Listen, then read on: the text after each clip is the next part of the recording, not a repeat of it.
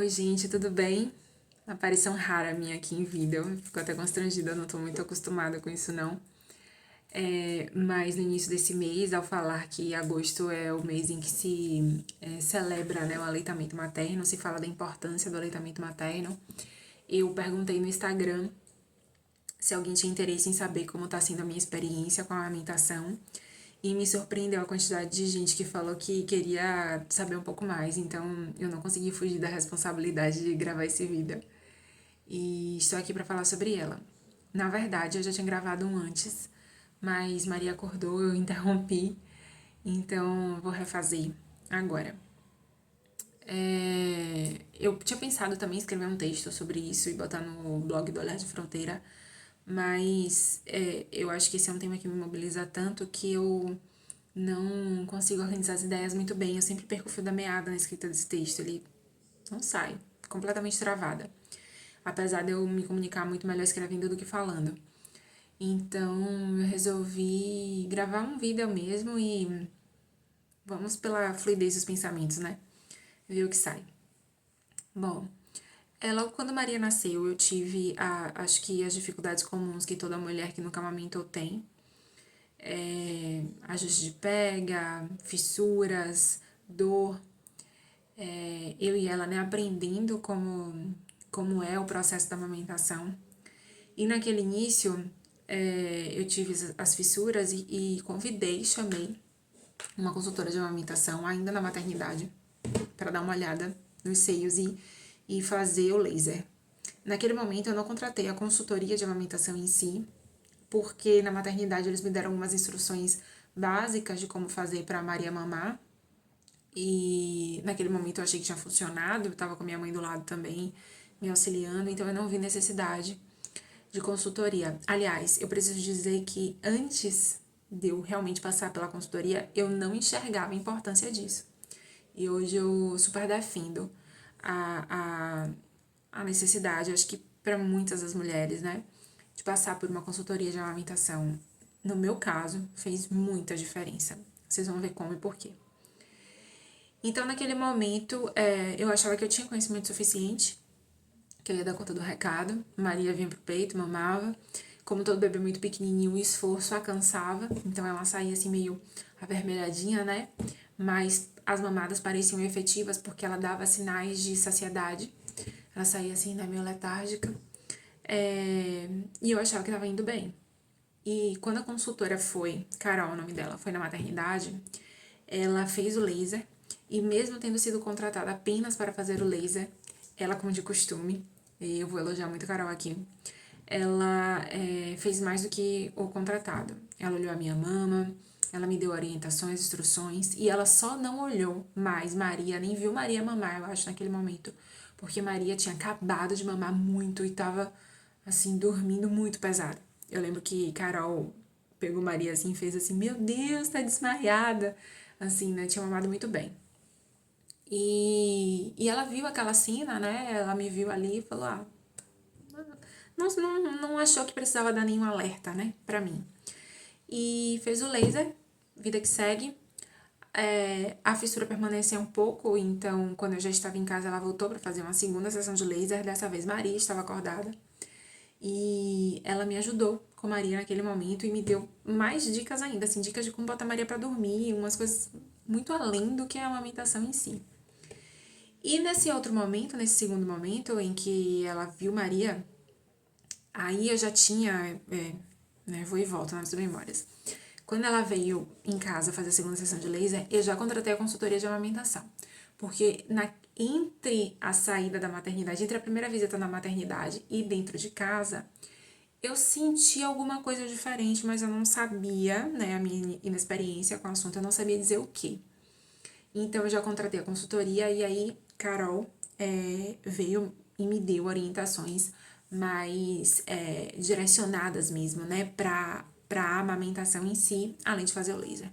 Como Maria estava acordada, ela viu Maria mamar, ela me ajudou a posicionar Maria, me ajudou com a pega, olhou por ser fonoaudióloga, olhou a boca de Maria, olhou a língua, olhou tudo e naquele momento, né, pela avaliação dela, ela disse, bom, tudo certo com a linguinha dela. Por que tudo certo? Porque uma das preocupações da criança ao nascer é se ela tem o famoso freio, que depois eu vim descobrir que é frênulo, se ela tem o frênulo da língua preso. Se ela tiver, isso vai dificultar a amamentação e, por conseguinte, o ganho de peso nos primeiros meses. Então é uma preocupação, mas Maria tinha passado tinha sido aprovada, digamos assim, no teste da linguinha na maternidade. E Carol Olhar também falou que não tinha ali nada que indicasse um frênulo que prejudicasse a amamentação. Na consulta, e aí seguimos na amamentação. Quando a criança nasce, ela tem que passar por uma consulta nos primeiros 7 dias de vida. E fomos para consulta com a pediatra.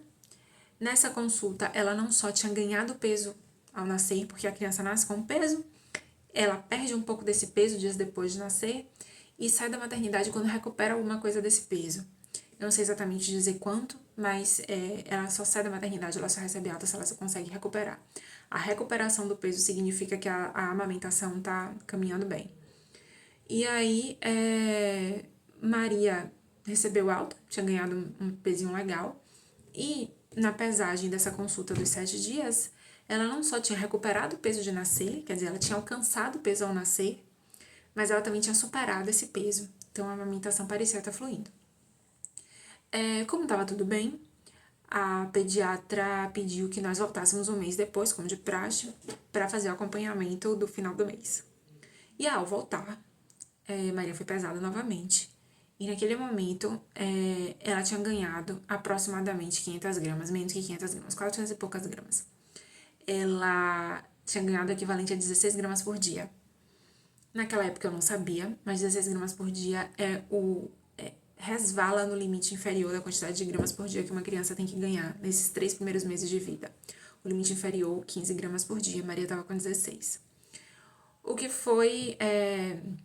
Bom, e aí ao pesar, a médica olhou e falou, bom, tá tudo bem. Ela, naquele momento ela não me fez não deu nenhum ponto, não viu nenhum ponto de atenção, apesar do ganho de peso ser baixo, digamos assim. Veja, não é baixo no sentido de abaixo do indicado, mas baixo dentro da escala, né, que vai de 15 a 30 gramas por dia, se eu não tô enganada. Posso estar enganada, tá? Mas é um intervalo grandinho. E apesar do peso naquele momento não ser tão alto, Maria se mostrou saudável. Então, ela tinha crescido em comprimento, o perímetro cefálico também cresceu, ela tinha já alguns marcos de desenvolvimento atingidos no final do primeiro mês, fazia xixi bem, fazia cocô bem, então as unhas cresciam, a pele tinha uma boa aparência, então estava tudo indicando que era uma criança saudável, apesar do pequeno ganho de peso. E na consulta, a médica não chegou a fazer nenhum alerta. Então, voltei para casa muito tranquila. Mas conversando com uma tia minha, que é pediatra, ela falou, olha, Cleia, eu achei que Maria ganhou pouco peso. O esperado era que ela ganhasse próximo de 1 quilo.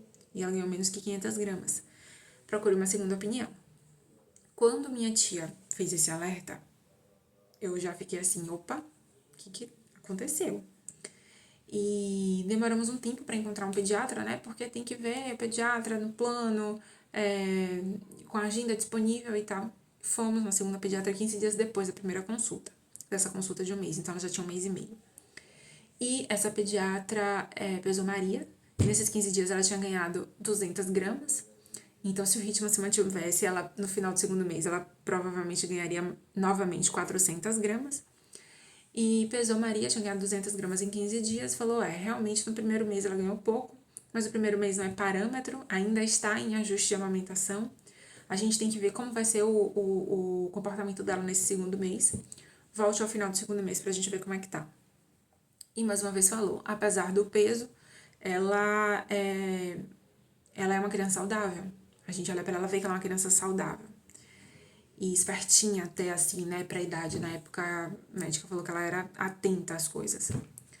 E só que a consulta do segundo mês, de 15 dias depois dessa consulta de um mês e meio, já seria com a pediatra dela que ia acompanhar. Então, acabou que nós não voltamos para essa segunda opinião, voltamos para pediatra de fato, a que a acompanhou desde que nasceu, e novamente um baixo ganho de peso. E aí, naquele momento, eu falei com ela, fiz assim, olha, minha tia me alertou, eu fui pra uma segunda opinião, ela achou isso, o que tá acontecendo? Ela fez assim, realmente o ganho de peso não tá, assim, de iluminar os olhos, mas Maria é saudável, ela continua crescendo em comprimento, perímetro cefálico, todos os outros pontos estão sendo atingidos muito bem. Quem sabe a gente tenta fazer um novo ajuste de pega. Porque nas consultas com ela, eu amamentava a Maria na frente dela pra ela ver. E ela fez assim, talvez a gente possa mudar alguma coisa na posição, na pega, vamos pra uma segunda consultoria. E essa segunda consultora veio aqui em casa e avaliou Maria, pesou Maria. Assim, depois dessa consulta do segundo mês, a médica pediu pra ela voltar em 15 dias e não em um mês. As crianças, quando não ganham o peso ideal, elas começam a ser acompanhadas mais de perto. E Maria, logo depois disso, ela chegou a ser acompanhada semanalmente pra ver o ganho de peso. E a cada consulta era uma frustração diferente, porque ela chegava a ganhar 80 gramas. Era muito pouco, muito, muito pouco. E eu me lembro que nessa consulta do segundo mês eu falei pra médica, eu fiz assim, olha, eu não sei o que tá acontecendo, mas não tá fluindo. Não tá... Eu não sei explicar, eu não sei dizer, mas tem alguma coisa que não encaixa. E eu me lembro que eu dizia pra ela, eu não quero deixar de amamentar, eu não tô aqui dizendo que eu quero deixar de amamentar e quero entrar com a fórmula. Se a fórmula for uma opção, tudo bem. Mas eu sinto que tem alguma coisa que não flui. E aí eu preciso dizer que ao longo desse primeiro mês, um mês mais ou menos de amamentação, a amamentação não foi uma atividade prazerosa pra mim, não foi. Pelo contrário, não era uma ação que me gerava repulsa, mas também não era uma ação que me deixava assim deslumbrada com a maternidade. Quando Maria chorava, né? Um bebê de um mês, ele chora, é um choro só pra tudo, então você vai ali na tentativa e erro, será que é fralda, será que é frio, será que é calor, será que é mama, será que é sono, você vai ali até descobrir o que é que a criança precisa. E quando dentro dessas tentativas a gente acertava na amamentação, tá com fome, vamos dar de mamar, digo, vamos, eu, Chico, minha mãe que tava aqui na época me ajudando, o que acontecia, né?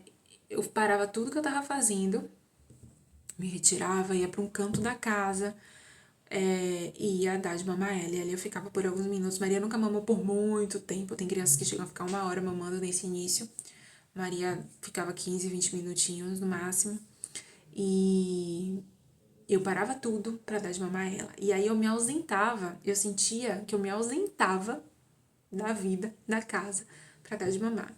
E era uma atividade monótona. Eu, que sou super agitada, me via entediada, né? Sentada numa cadeira, segurando um bebê, ela mamando no peito, no tempo dela, né? De acordo com a necessidade dela, porque tem que ser assim. E aí mamava, parava, descansava, voltava e fazendo desse jeito. Então, pra mim era um pouco cansativo e às vezes me dava até gastura. Não era uma tarefa muito prazerosa, não. Mas eu não queria deixar de amamentar. Eu sabia muito da importância da amamentação. E engraçado porque eu me preparei muito para o parto. E sobre o parto eu já falei lá no blog do Olhar de Fronteira. Mas eu não me preparei para a amamentação. Eu entendia, olha o nível de ignorância da pessoa. Eu entendia que a amamentação era uma ação natural. É que a criança sente fome, bota no peito, ela vai sugar e acabou. Não é assim, né? Como todo comportamento, ele é aprendido. E é aprendido para as duas, para a díade que tá ali. A mãe que amamenta, o filho que se alimenta. E é aprendido até chegar num formato único de amamentação dessa dupla. Se eu tiver um outro filho no futuro, muito provavelmente esse ato de amamentar não vai ser exatamente igual ao de Maria. Vai ter a sua especificidade, porque é uma outra criança na relação. Então, eu não tinha clareza dessas coisas naquela época. E eu não tinha o mínimo de informação para garantir que a amamentação de Maria fosse prazerosa para mim e para ela. E aí eu preciso, assim, e eu cometi erros por conta disso. E aí é importante até trazer um pouco desses erros aqui para que a história fique mais clara. Um desses erros é a livre demanda. Eu não sei o que aconteceu, mas na minha cabeça a livre demanda não era livre demanda. Eu não entendi literalmente o título da coisa. Porque na maternidade me instruíram assim: você vai amamentá-la de 3 em 3 horas. Se ela não acordar em 3 horas para mamar, você acorda e dá de mamar para ela. Tudo bem. Essa é a regra. Eu, como boa seguidora de regras que sou, segui a risca. Então, de 3 em 3 horas estava eu lá. Se ela chorasse nesse intervalo, entre 3 e 3 horas, na minha cabeça não ia passar de primeira a possibilidade de que ela quisesse mamar. Fiz assim, não, ela já mamou nesse intervalo, já mamou há, sei lá, 2 horas, então agora não é hora dela mamar. Vou tentar, e aí eu tentava o quê? Trocar a fralda, dar de mamar, fazer uma coisa, fazer outra, até dizer, pô, sabe o que é fome? E aí eu oferecia a mama. Eu nunca tentava de primeira. Mas quando me deram essa instrução, não me disseram que isso acontecia para evitar a hipoglicemia e que isso deveria acontecer por um tempo determinado. E eu fiquei assim, dando de 3 em 3 horas, regulando a amamentação da minha filha recém-nascida, sem me dar conta que eu não estava fazendo livre demanda, até o final do primeiro mês. Foi só quando eu cheguei na médica que eu falei sobre a amamentação, como estava sendo, que ela fez assim... Eu falando pra ela, não, porque ela mama e eu boto pra arrotar, e aí ela não gosta de ficar na posição do arroto, e aí se ela não dorme, só depois da outra mamada, ela fez... Quando é a outra mamada? Eu fiz assim, quando ela quiser. Ela fez quando ela quiser, ela fez assim, é de 3 em 3 horas. A médica eu perguntei quando ela quer, eu fiz assim, é de 3 em 3 horas. Ela fez assim, de 3 em 3 horas. Eu falei, a maternidade falou que era pra fazer assim. Ela fez, mas isso não é livre demanda. Eu falei, não, não. Eu não sei porque eu não enxerguei que livre demanda é. Se ela quiser daqui a 5 minutos depois de ter mamado, eu dou, né? Ela mamou agora. 5 minutos depois ela quer mamar, dou. 20 minutos depois, se ela quiser também, de novo. Claro que agora ela já tá maiorzinha, já tá prestes a fazer 7 meses, então eu já conheço bem os horários dela, eu já conheço bem os sinais de fome dela. E ela já tem uma rotina assim, um pouco mais previsível. Não é uma rotina fixa de horários, jamais vai ser, mas é uma rotina um pouco mais previsível, de fato. Eu consigo imaginar como vai ser, né? O desencadear das coisas. Naquela época isso não acontecia e eu não fazia ideia, assim, que eu não estava fazendo livre demanda. Louca. Hoje eu olho pra trás e digo, meu Deus, como pode? Mas enfim. E um outro erro que eu cometi é que quando Maria, também mais uma vez por falta de informação, quando Maria mamava, às vezes ela soltava do peito e demorava de voltar pro peito. Então eu achava que ela já estava satisfeita, saciada. E era pequenininha, né, molinha assim. Eu achava que estava saciada. Eu tirava do peito. Só quando Carol esteve aqui na segunda sessão de consultoria, ainda bem que esse erro não durou todo o tempo, foi que eu vim saber que às vezes a criança solta, mas não é que ela não queira mais. Ela solta. Fica ali no tempo dela, mas ela quer voltar. Eu não tentava fazer com que ela voltasse ao soltar. Então, provavelmente, eu deixei de dar leite pra ela quando ela ainda queria. E só de falar isso, assim, nossa, o coração fica apertado. Olha, eu tô abrindo o coração aqui falando mais do que eu imaginava. Mas é importante também, né? Às vezes a gente expor as nossas fragilidades, vulnerabilidades para que sirva de exemplo e talvez gerar algum aprendizado em próximas mães, futuras mães, tão verdes quanto eu, né? Que vão vir em algum momento. Bom, e aí quando Carol falou, eu fiz assim, não, às vezes ela solta só porque ela quer descansar e respirar um pouco. Ofereça novamente pra ver se ela aceita. E não só ofereço um peito, ofereço outro. Eu só oferecia um. Aí eu passei a oferecer os 2. Então, coisas do tipo que eu não fazia ideia. Mas enfim, aí na consulta com a médica ao segundo mês, voltando lá, como eu disse, eu vou e volto algumas vezes, tá? Nessa consulta do segundo mês, que eu falei, eu fiz assim, olha, alguma coisa não tá fluindo bem, tudo, ela sugeriu essa segunda consultoria. E a segunda consultora veio aqui em casa, aceitei porque achava que precisava fazer mesmo alguma coisa. Essa consultora já foi uma outra profissional, que é a Carol, e essa consultora também me ajudou. Ela me auxiliou com um novo posicionamento, porque quando a Carol veio, Maria tinha 10 dias no máximo. Agora, a gente já tá falando de uma criança de 2 meses, que já passou, né, já deu uma caminhadinha na amamentação, já tá um pouquinho mais ativa, então já é um outro momento, de fato já tinha que fazer algum ajuste de posicionamento ali. E ela me ajudou com a posição que foi a posição que eu levei até o final do 4º mês, praticamente. E ela me ajudou com pega novamente, me ajudou em diversos aspectos. Naquele momento ela falou, olha, ela não era fono, mas como consultora olhou a língua também. Diz assim, olha, talvez o frênulo de Maria seja duvidoso. E talvez por isso ela não esteja ganhando esse peso. Assim, vale dizer que no meio tempo entre a consulta com a pediatra e a vinda dessa consultora, a gente tinha ido na médica novamente, na mesma pediatra que estava acompanhando ela, e Maria não só tinha ganhado pouco peso, como ela tinha perdido peso, o que é grave. Quer dizer, ela estava amamentando, amamentação exclusiva, só no peito, e por algum motivo ela não mamou o suficiente para ganhar peso. Ela perdeu peso, então o corpo dela consumiu mais do que recebeu. E quando a consultora veio, que pesou Maria, ela estava com pouco peso ainda. Alguns dias depois ela ainda não tinha recuperado o peso que ela tinha antes de perder.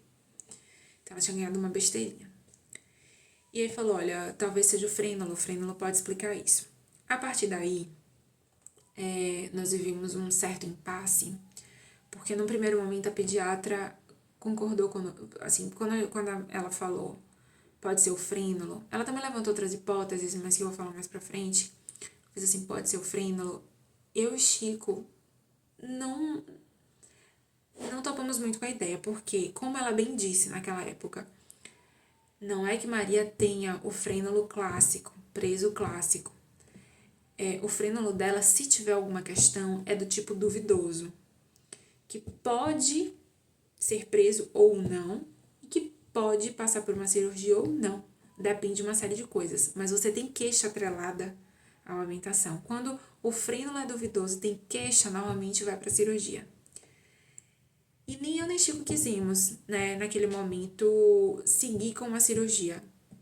Cirurgia é pouco invasiva, é uma cirurgia rápida, no entanto, não deixa de ser uma operação, não deixa de ser uma alteração no músculo, né, na língua dela. E aí ela deu essa sugestão, eu falei, olha, eu vou conversar com um amigo meu que é dentista, porque quem faz essa cirurgia é dentista, e vou ver o que ele me diz. E por coincidência esse amigo estava vindo para aqui, para casa, ia passar o final de semana aqui conosco. Conversamos com ele, ele veio, a gente conversou bastante e ele nos encaminhou para a prima dele que é fono. E a prima estava em Salvador, né, à distância, mas olhou, fez assim, olha, pelo vídeo não dá para dizer se ela tem alguma coisa. Se tiver, é do tipo duvidoso. E aí ficou naquela, fez, poxa, mas submeter ela, uma criança tão pequena,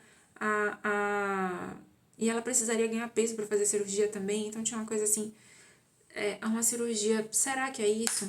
No primeiro momento a pediatra concordou conosco. Vamos tentar uma outra coisa que não é cirurgia. E aí passamos para a fórmula. Eu não tinha dado mamadeira até então para Maria e ia tentar dar mamadeira.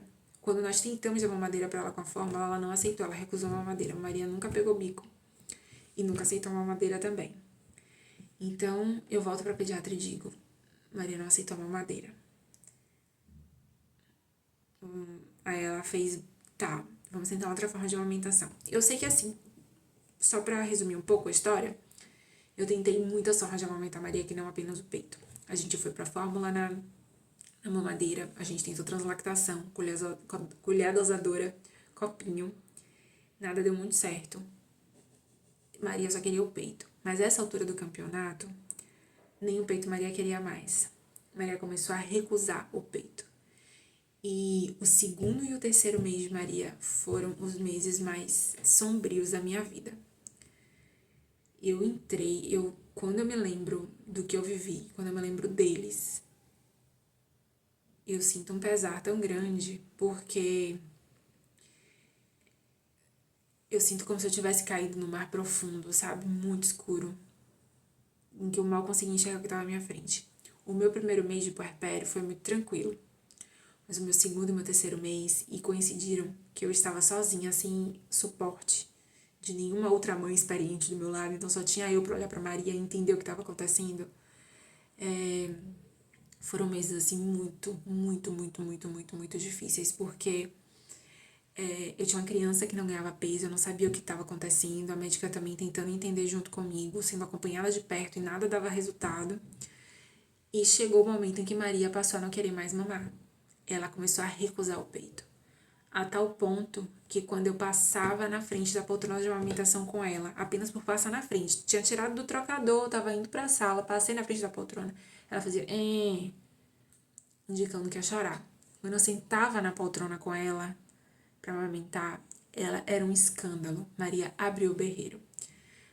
Descrevendo, parece impossível que uma criança de 2 meses fizesse aquilo. Mas ela, de fato, eu tentava trazer ela pro peito, ela fazia assim com a cabeça, afastava a cabeça, chorava demais, escondia o rosto e chegava a fazer assim com as mãozinhas, empurrando o peito, batendo no peito. E aquilo, e assim, aconteceu uma vez, de manhã, sei lá, seria a segunda, terceira mamada da manhã. Maria fez isso, fez, não tá com fome. Vou esperar a próxima. De novo, não tá com fome. E eu vi a coisa se repetir, mamada após mamada, dia após dia. Aí eu percebi um padrão.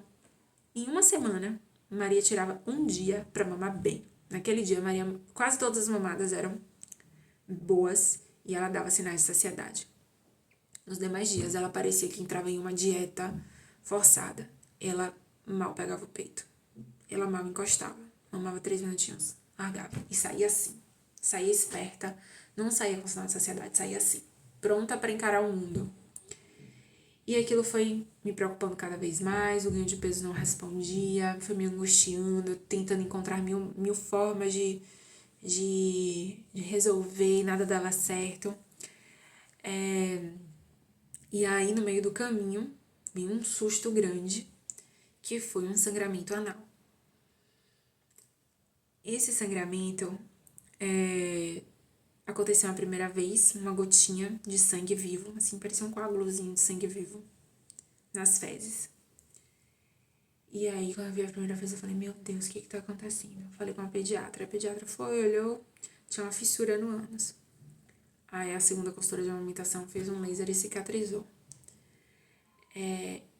Na época eu não sabia, mas estava saindo muco nas fezes dela. Eu vim saber, estava saindo muco nas fezes dela há pouco tempo, assim, conversando com uma amiga que é da área de saúde, e ela me perguntando sobre como foi aquele período, e eu contando pra ela. Ela fez, saía muco nas fezes? Eu disse, eu não sei como é que é muco. E aí ela me explicou, eu fui procurar no Google, eu vi, aí eu me lembrei, eu fiz, saía muito muco. Com quase todas as fezes de Maria saía muito muco. Maria fazia, assim, era muito pequena, né? Então bebê pequeno, assim, faz cocô algumas vezes por dia mesmo. Mas Maria fazia bastante, chegava a fazer 7 vezes. E a coisa, assim, né, se tornando cada vez mais complexa, cada vez mais difícil de lidar. Eu chorava demais nesses 2 meses. Eu não vou dizer que eu ia dormir chorando, acordava chorando, porque às vezes sequer eu dormia, né? Então era um dia encadeado no outro, era como se os dias não terminassem. Virando a madrugada, tentando amamentar. A gente conseguiu desde cedo estabelecer um bom ritual de sono dela, então as noites são mais tranquilas, mas ela acordava pra mamar. E aí eu comecei a perceber que quando ela acordava pra mamar, ela mamava melhor à noite. Acho que ela tava mais sonolentinha, então ela conseguia reagir menos, ela mamava melhor. Então eu aproveitava esse período pra tentar dar mais de mamar a ela. Então às vezes eu tava dando de mamar e eu ordenhava, né, o peito na boca de Maria, assim, apertando pra sair mais leite pra ela engolir. E aí teve muitas coisas assim no caminho, a saída do meu leite é forte, então às vezes batia na goela, e aí ela se meio que se afogava no leite, né? Ela se engasgava, ela era muito pequena ainda, não conseguia se defender, então ela se afastava do peito várias vezes, eu não sabia o que era que estava acontecendo, por que ela fazia aquilo, muito inquieta no peito, se mexendo muito, se debatendo muito, e nenhuma amamentação era tranquila, ela se remexia demais, e eu tentava reposicionar, e ela botava a cabeça e tirava. Então, cada vez que eu tentava dar de mamar para Maria, era um desafio diferente, muito difícil, sempre muito difícil. Mas nesse momento, a partir do momento em que a cabeça da mãe muda, né? Antes não era prazeroso, funcionava, mas não era prazeroso. Quando começou a ter um problema mais sério com a amamentação, eu disse assim, não, a amamentação tem que funcionar, porque eu não tenho uma outra forma de dar de mamar ela. Então aquilo virou a coisa mais importante da minha vida. E foi aí que esses meses se tornaram muito sombrios, porque eu me fechei pro mundo. Eu não sabia o que estava acontecendo ao meu redor. Eu passava 24 horas por dia olhando para baixo, que era olhando para Maria no meu colo. Eu não sabia o que estava acontecendo. Eu não queria saber o que estava acontecendo ao meu redor. Tinha um puerpério, tinha um cansaço, tinha tudo. Mas eu também estava tão concentrada. Eu me lembro que a médica falava assim, foco na amamentação. E eu ficava foco na amamentação. Então eu ficava com aquilo ali na cabeça, né? Quase um mantra. O tempo todo dedicada àquilo, né? Tentando oferecer a mama várias vezes a Maria e muitas vezes frustradas. Então aquilo me gerava uma frustração gigante de não conseguir amamentar, de não entender o porquê, de achar triste ver minha filha vir pro meu peito chorar quando mamava. E eu me perguntava, gente, será que é o sabor do leite? Será? O que que é? O que tá acontecendo? Será que Maria não gosta de comer? Tipo assim, passa de tudo pela cabeça da pessoa. O que está acontecendo, né? O que explica esse comportamento? Porque não é um comportamento esperado para uma criança tão pequena. O bebê é programado para mamar. O bebê nasce com esse reflexo de sucção muito forte e que tem um prazer atrelado a ele, porque se ele não fizer isso, ele sucumbe, ele precisa mamar. E ele precisa ter esse reflexo de sucção forte, ele precisa sentir esse prazer ao mamar, porque a amamentação é uma tarefa cansativa para o recém-nascido. É muito cansativo para o recém-nascido. Não é à toa que ele fica cansadinho depois que mama quando é bebezinho, assim, muito pequenininho, nos 3 primeiros meses, né, que é o período da esterogestação. É muito cansativo, então precisa ter um prazer naquilo ali. E então, como que minha filha pensava, não é possível que minha filha não sinta prazer nisso? Ela é programada geneticamente para isso. São anos de evolução, milhares de anos de evolução trouxeram ela até aqui. Ela não vai ser a mutação da espécie. Isso não existe. Tem alguma outra explicação possível para justificar o fato dela não querer encostar no peito. Mas a gente se pergunta muito, quer dizer, eu me perguntava muito, me questionava muito, e no meio da oscilação hormonal do puerpério, no meio do cansaço, no meio de tudo. E aí esses 2 primeiros meses foram muito difíceis, e veio esse sangramento. E a médica investigou junto comigo o sangramento, e naquele momento a gente suspeitou inicialmente de APLV, que é alergia à proteína do leite da vaca, que na verdade não é só da vaca, deveria, não sei porquê, eu acho, preciso pesquisar mais sobre o assunto, mas acho que o nome deveria ser alergia à proteína do leite de ruminante, porque se for leite de cabra não pode, se for leite de carneiro não pode, búfalo não pode, búfala, né, não pode, só pode leite vegetal.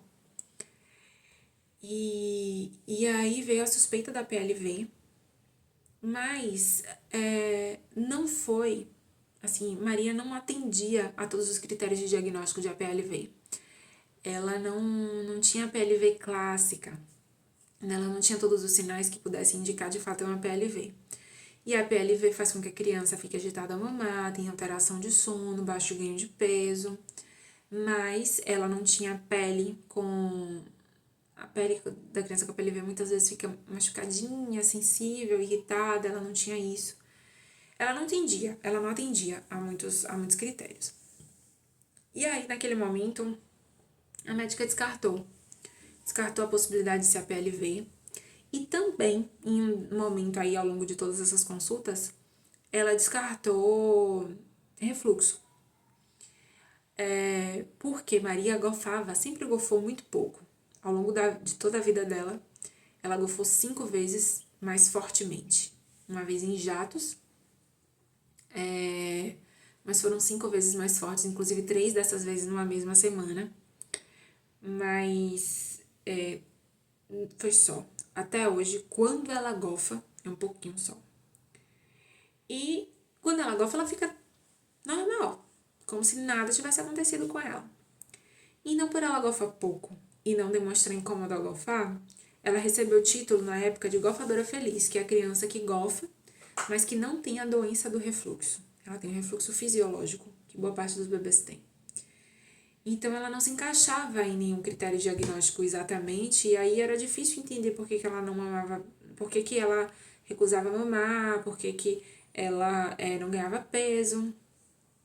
Bom, mas aí seguimos, né, a gente tentando manejar da forma que dava, eu chorando muito, sem entender o que estava acontecendo, completamente desesperada, assim. Eu fiquei fora do meu eixo por completo, por completo.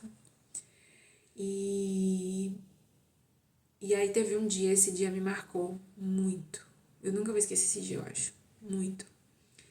Teve um dia que eu tentei amamentar Maria desde a primeira hora da manhã. Tentando amamentar, ela recusava. Ela chegava e pegava um pouquinho, saía, pegava um pouquinho, saía. E ela ficando irritada. E Maria não costuma ser uma criança irritada. Ela não é uma criança que chora muito. Ela reclamona, ela resmunga. Quando ela não gosta da coisa, ela fica... Mas ela não é de chorar muito. Ela chora pra coisas específicas. Mas nesse dia ela tava muito irritada. E aí foi um dia que eu tava muito cansada também, cansaço acumulado. Eu pensei assim, vou dar o banho de Maria, porque no banho ela relaxa, ela gosta de tomar banho. Aí na hora de dar banho, deu tudo errado. A água do banho escorreu pelo chão, eu chutei a almofada de amamentação pra cima da água, eu tava tentando fazer a translactação, o leite vazou do canudinho, não, da sonda, e espalhou pelo trocador todo. Assim, e Maria chorava, e de tanto chorar, ela gofou. Mas ela gofou uma quantidade que eu não sabia que estava na barriga dela, porque ela tinha mamado tão pouco, mas ela gofou que me melou por completo. Eu tava com uma camisola, ela me melou toda. Que eu olhei aquilo, eu fiz, meu Deus. Não que eu me incomode com as golfadas dela, porque, né, como mãe a gente passa por tanta coisa. Assim, a gente fica meio escatológica. Então, a golfada era pouca coisa ali. Mas o conjunto da obra, né? Eu com ela nos braços chorando demais, eu tava sozinha nesse dia. Eu não conseguia acalmar ela. Eu também tava muito nervosa, então como é que eu vou acalmar a Maria se eu tava super nervosa? E aí eu olhei pro quarto, eu vi aquele pandemônio. Eu me lembro que a única coisa que passou pela minha cabeça foi: fui derrotada. Só passou isso assim, fui derrotada. Eu não consigo mais seguir adiante sem ajuda. Não dá mais pra mim. Não consigo. E ali eu joguei a toalha branca para as tentativas de amamentação de Maria e fiz, não dá mais, não dá mais, eu não sei o que eu vou fazer. Porque só me resta tentar amamentar, mas sozinha eu não consigo. E eu realmente senti que eu tinha sido derrotada. Foi a primeira vez na vida que eu senti essa sensação assim forte, né? De derrota, de estar lutando muito por uma coisa e aquilo não ser bem sucedido pra você. E aí eu fiquei, meu Deus, o que é que eu faço? Eu não sei nem a quem pedir ajuda. Sozinha nessa cidade, sem conhecer quase ninguém. Faço o quê? Foi aí que eu lembrei de Carol, a primeira consultora de amamentação, porque havia suspeita do frênulo, que primeiramente a médica tinha concordado conosco, não era o momento de fazer cirurgia, mas que depois, ao ver as muitas tentativas, começou a insistir, tem que levar para um fono e um dentista avaliarem, é preciso ver esse frênulo, realmente deve ser duvidoso, por isso que ela não tá ganhando peso, e comecei a insistir mais nisso. E aí eu fiz assim, bom, Carol é fono, e Carol viu Maria quando nasceu. E quando Carol veio, ela criou tanto em mim quanto em Chico uma sensação de confiança tão grande.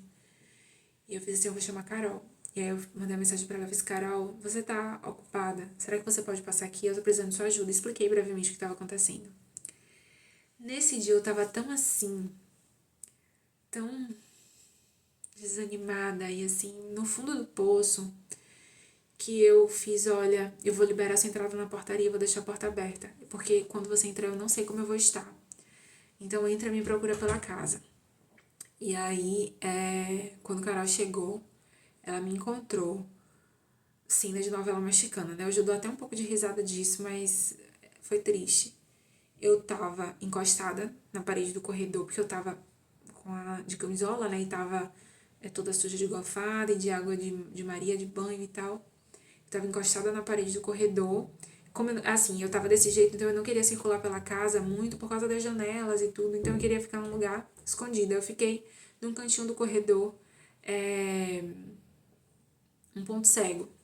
Encostei ali com a Maria e fiquei. Chorava a Maria, chorava eu. As duas. E eu balançando assim, chorava ela, chorava eu. Não. Eu encostada na parede, respirando, tentando, né? Recobrar o ânimo, me reequilibrar. E aí Carol entrou e me encontrou desse jeito, no corredor. Cara de susto. Fez, meu Deus, o que tá acontecendo? Vem aqui. E aí, gente, ela só faltou me colocar no colo e fazer um cafuné pra me acalmar. Uma consulta que seria de 1 hora, 1 hora e meia, acho que o cara passou mais de 3 horas aqui comigo. Ela tinha outras atividades naquele dia, mas ela entendeu a urgência do meu chamado. Ela se reorganizou. Ela veio aqui pra casa. Ela pegou Maria no colo. Ela acalmou Maria. Ela examinou Maria novamente. Expliquei tudo o que estava acontecendo até ali. Examinou Maria novamente. Me tranquilizou, me acalmou, conversou muito comigo, me deu muitos conselhos e finalmente fez com que Maria mamasse. Maria mamou. E quando Maria mamou, que ela olhou Maria mamando, ela fez assim. Ela tem refluxo, Icleia. Maria tá mamando e o leite tá indo e vindo. Tá indo e vindo na garganta. Eu não conseguia perceber isso. Ela fez assim, talvez Maria também tenha a PLV. Aí eu falei da suspeita, ela fez assim, bom, eu posso tentar conversar com sua médica pra ver como é que vai ser, como é isso, mas acho que ela tem a PLV. E além disso, Carol ainda descobriu que Maria não engolia. O que acontece? Pra resumir, né? Depois dessa visita de Carol, a gente procurou uma terceira opinião. E essa outra médica avaliou Maria toda e falou, ela tem refluxo. E assim como Carol tinha dito, ela tem refluxo oculto. Maria gofa, mas ela não bota pra fora. Então, quando ela mama, o leite desce e volta com suco gástrico pra garganta. Não sai, ele retorna. E ele fica subindo e descendo na garganta, gerando irritação. Então, Maria não só tinha refluxo oculto, como já estava com esofagite por causa do refluxo oculto. E era esse refluxo oculto e essa esofagite que faziam com que ela recusasse mamar. Ela sentia dor ao mamar, ardência ao mamar. E ela sentia azia o dia inteiro, por isso ela não queria mamar. Náusea, ela ficava nauseada e eu não identificava esses sinais. E vale a pena dizer também, lá voltando um pouquinho lá com aquela história da livre demanda que eu falei, quando a médica falou, você tem que fazer livre demanda, eu falei, ok, vou fazer. Só que Maria não me dava sinais de que estava com fome. Maria até hoje não chora para mamar. Ela não chora. Hoje, olhando pra ela, eu sei, ela tá com fome, eu consigo reconhecer os sinais.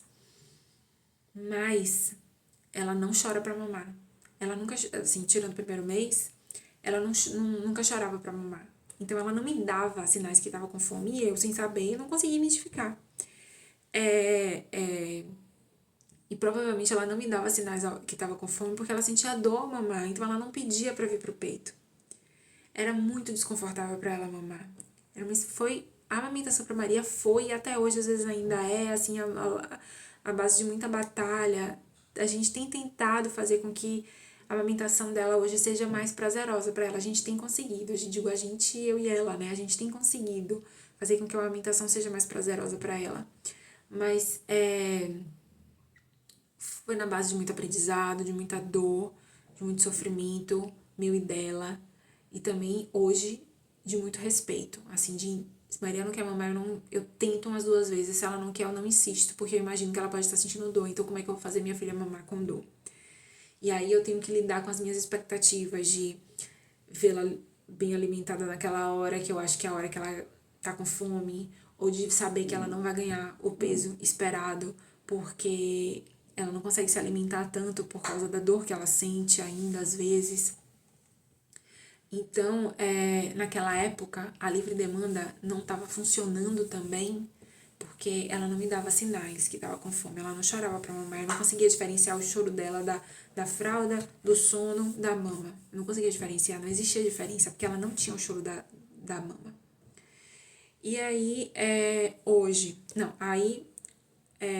fomos, né, voltando lá pra médica. A médica olhou e falou, ela tem refluxo oculto. E olhando também, né, fazendo um exame mais completo, viu que ela tinha a PLV. E ele falou, olha, é bom procurar uma gastro, porque a garganta dela tá muito, muito, muito irritada. Ela não tem condições dela mamar com a garganta como está. A gente foi pra gastro. E aí a gastro confirmou os diagnósticos, suspeitou também de mais alergias alimentares, então eu comecei a fazer uma dieta extremamente restritiva. Eu cortei da minha alimentação todos os alimentos que são derivados de leite, tudo derivado de qualquer leite animal, mas também cortei oleaginosas, especiarias, e só posso comer 5 frutas, 5 tipos de frutas. E então fazendo uma dieta super restritiva, comer fora de casa muito difícil, porque você tem que ter controle sobre tudo, tem que ler rótulos na padaria para ter certeza de que você não está consumindo uma coisa que não pode. E assim, embutidos, nenhum tipo de embutido, porque presunto, etc e tal, é tudo tratado com pimenta do reino, os conservantes podem prejudicar, também corante. Então, precisei retirar tudo isso da minha alimentação. E tô sem comer tudo isso desde final de maio. E foi quando a gente conseguiu marcar, né, uma consulta com a gastro. Ela confirmou tudo isso. Naquela época, ela passou um remédio. Nós começamos a administrar esse remédio. Chatíssimo de dar, mas é o que faz Maria mamar. Então, hoje, infelizmente, Maria mama à base de remédio. E aí, a gente conseguiu alguma evolução no quadro, né? Ela começou a recusar menos, a passar um pouquinho mais de tempo no peito, mas ela não passa mais que 8 minutos no peito mamando. Ganhando algum peso, mas continua ali na faixa dos 500 gramas por mês, não passa disso. E estamos seguindo desse modo. E aí, quando foi em julho, a gente percebeu que Maria... eu percebi que Maria tinha voltado a recusar a mama. Recentemente ela voltou a recusar a mama. Não querer, não querer, não querer. Disse, meu Deus, de novo esse fantasma na minha vida. Procurei a gastro novamente. Ela fez assim, ela tá com azia. A gente vai ter que entrar com outro remédio. A gente tá dando um segundo remédio que tem trazido resultados melhores também. Ela, não só na amamentação, mas no sono, então ela tem mamado um pouco mais, eu tenho visto que ela tem ficado mais relaxada enquanto mama, então ela já não se agita tanto enquanto mama como ela se agitava antes, e hoje a gente consegue, ela aceita carinho, né? Antes ela aceitava, mas às vezes ela ficava se remexendo assim, então hoje ela já aceita mais carinho enquanto mama, ela suspende a mãozinha, bota a mãozinha no meu rosto, aí eu fico dando cheiro, ela fica ali mamando. Eu já consigo conversar com ela enquanto mama, porque antes quando eu tentava falar alguma coisa ela saía e não queria mais. Ainda hoje ela se distrai muito no peito, então se alguma coisa acontecer ao redor ela sai e não volta mais, mas tá menos.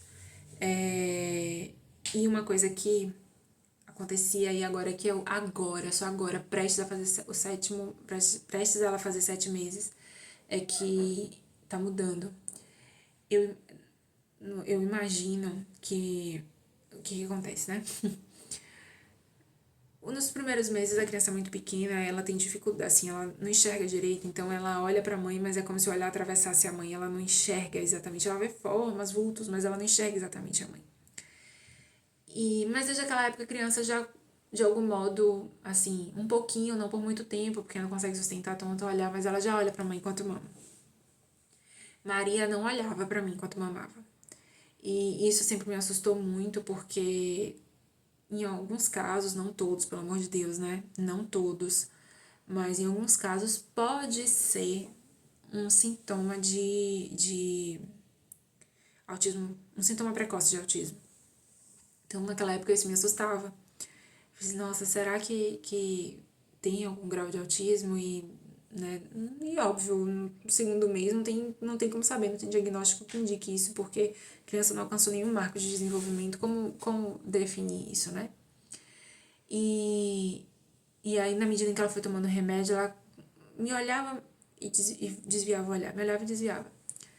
Só de 15 dias pra cá, de 10 dias pra cá, é que ela tem me olhado e sustentado o olhar assim, né? Me olha e fica. Justamente quando a amamentação começou a ser mais prazerosa pra ela. Eu acho que ela não me olhava por causa da dor. De algum modo, talvez, ela associava. Eu sei que pode parecer muito louco mesmo dizer isso, mas crianças muito pequenas já fazem associações entre coisas. Não à toa, quando eu passava na frente da poltrona de amamentação com Maria, ela choramingava. Existia uma associação ali entre a poltrona e dor. E eu acho que também, de algum modo, ela tinha me associado à dor. Além da amamentação, tinha me associado à dor. Então, ela não me olhava enquanto ela mamava. Só agora que ela tá um pouquinho mais tranquila no peito é que ela me olha. E eu vejo que ela me olha assim, olhando mesmo. E então, de lá pra cá, a amamentação foi isso, né? Sim, teve um outro ponto também que eu esqueci de dizer. Quando Carol veio aqui, que teve aquela suspeita, ela fez assim, Cléia, vamos intensificar a amamentação dela, vamos dar de mamar pra ela de 2 em 2 horas, já que ela não pede pra mamar, e eu dei ela de 2 em 2 horas. Foi a primeira e única vez que Maria alcançou 28 gramas por dia. Só que em pouco tempo eu vi que aquilo era insustentável pra mim e pra ela. Maria tava ficando muito cansada. Deu certo, mas não dava pra manter por muito tempo. Maria tava ficando esgotada de mamar. E até então a gente não sabia que o refluxo dela era nesse nível, né? Nesse nível de gravidade.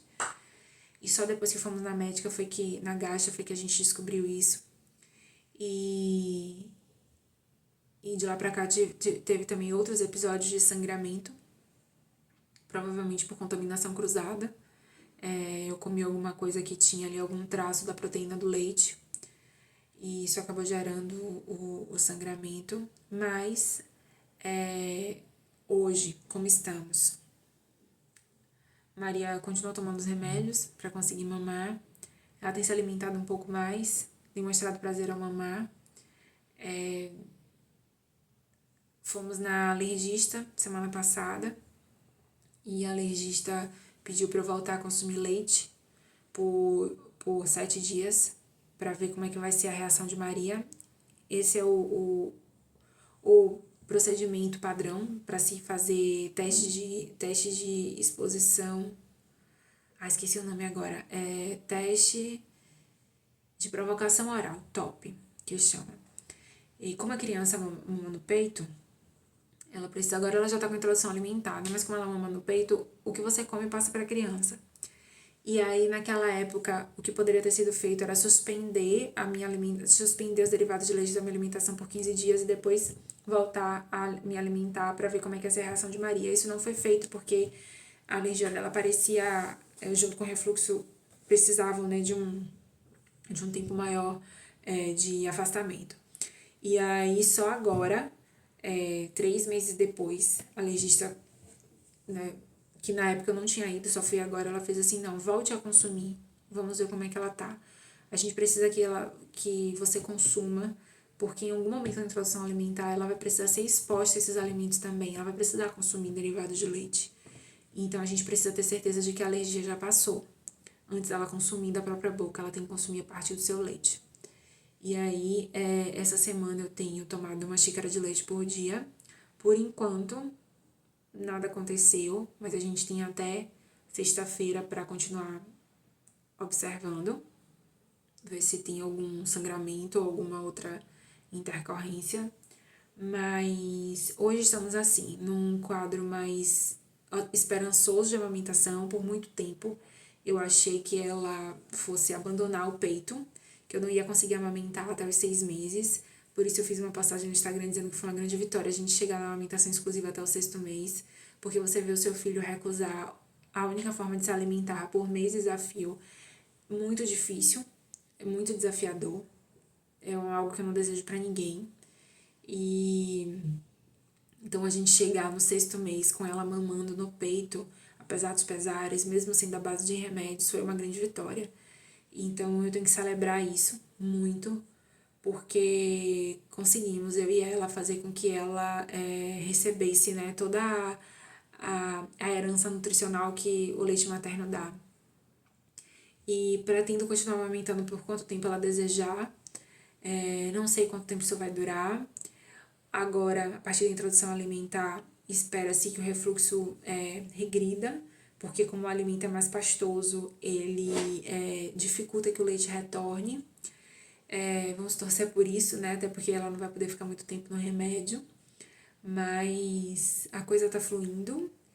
Hoje um pouco mais leve, mas também porque eu precisei refletir sobre as minhas expectativas com relação à amamentação, que eu não sabia antes que eram tantas, eu não sabia tanto, eu não sabia que eu queria tanto amamentar.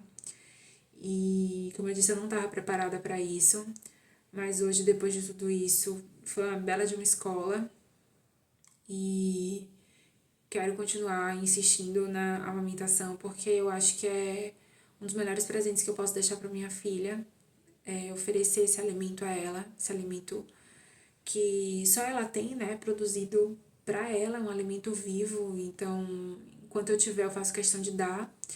E eu não sei por que motivo, por que cargas d'água meu leite não secou ao longo desse tempo. Porque eu cheguei a ficar um dia inteiro sem conseguir dar de mamar Maria. E ainda assim, eu sempre produzi muito leite. Assim, leite suficiente para dar para ela e muitas vezes ordenhar para guardar para tentar dar na mamadeira. Então eu ainda consigo, né, ter uma produção de leite suficiente que atende às necessidades nutricionais dela. E o que eu posso dizer é isso, que foi muito difícil a experiência da amamentação. Eu não sei como serão os próximos meses, mas espero que sejam mais leves. E essa leveza vem também do respeito a Maria, né? Do respeito ao tempo dela, à necessidade dela, ao modo dela. Eu precisei exercer muito a observação dela, eu precisei realmente olhar para ela e parar para prestar atenção nela e observar. Eu me lembro que nos 2 primeiros meses, no segundo e no 3º mês, que foram os mais críticos, eu pegava a Maria, quando Maria chorava, eu pegava, olhava para ela e fazia assim: o que será que você precisa? Tipo, tentando encontrar nela a resposta que ela precisava ter e que eu precisava dar. E eu ficava assim muito atenta, observando muito, tentando entender, esmiuçando os comportamentos dela, diferenciando uma coisa da outra. Foi muito cansativo, é algo que eu não desejo para ninguém. O esforço mental era enorme, mas eu não tinha outra forma de fazer senão essa para tentar fazer com que ela mamasse. E eu precisava ir distinguindo ali. Esse incômodo é porque quer fazer cocô, esse incômodo é porque a fralda tá cheia, esse incômodo é porque tem muita luz no quarto, assim, né? Eu precisava ir destrinchando muito minuciosamente para entender o quadro da amamentação. E a partir dessa muita observação, hoje a gente tem uma relação muito bacana de olhar e dizer, ela precisa disso. Muitas vezes as pessoas até falam, não, eu digo, pode ir que vai. E por enquanto eu tenho acertado, eu espero que essa sintonia permaneça por mais tempo. Talvez até por isso ela chore pouco, né? Porque a necessidade dela é atendida rapidamente. Mas pra gente chegar nesse ponto, ela sofreu demais. E isso é o que mais me dói, né? Saber que ela sentia dor e que eu não sabia que ela estava sentindo dor nos meus braços. Isso é muito difícil de pensar. Mas estamos superando, estamos aqui, chegando num patamar mais feliz de amamentação, de alimentação. E independente do peso que ela ganhe, para mim o mais importante é que ela hoje continua sendo uma criança saudável. E espero que continue assim por mais tempo. Bom, falei bastante, abri meu coração. É isso. Espero que esse vídeo traga alguma informação para quem tá aí do outro lado. E se tiver alguma outra novidade, eu espero que novidade boa, A amamentação eu trago uma atualização aqui e podendo amamentar, considere fazer. Tchau!